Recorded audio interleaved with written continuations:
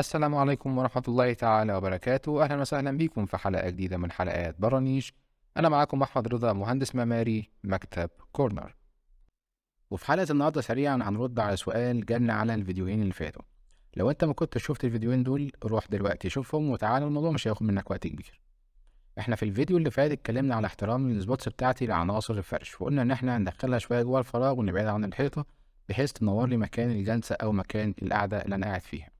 الفيديو اللي قبله قلنا ان احنا هنحترم البانوهات اللي موجودة على الحيطة ان وجدت، فبالتالي هقرب السبوتس بتاعتي من الحيطة بحيث تنور على البانو بتاعي لو في منظر جمالي او حاجة.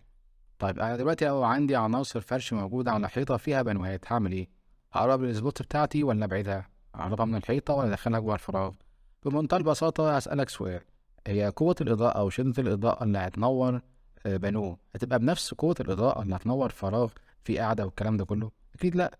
أكيد قوة الإضاءة بتاعة القعدة هتبقى أقوى بكتير من قوة الإضاءة التانية اللي هتنور البانوه، فبالتالي الإضاءة القوية هتغطي على الإضاءة الضعيفة، هتحد من تأثير الإضاءة الضعيفة اللي احنا كنا قايلين عليه في الفيديو اللي فات، اللي هو ممكن يعمل ظل لو الشخص قاعد تحت اللمبة دي على طول أو تحت السبوت ده على طول. طيب ده كده بالمنطق، ولكن الحل الطبيعي اللي المفروض بيحصل ان احنا عندنا حاجه اسمها مستويات اضاءه.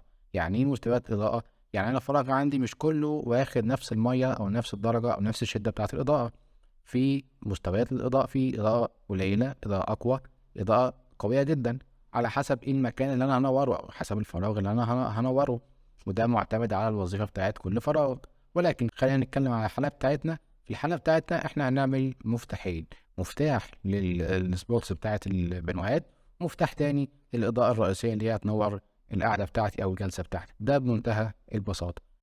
احتجت أنور البنوهات بتاعتي هشغل المفتاح الأولاني وأطفي المفتاح التاني، احتجت أنور القعدة بتاعتي هشغل المفتاح التاني وأطفي المفتاح الأولاني.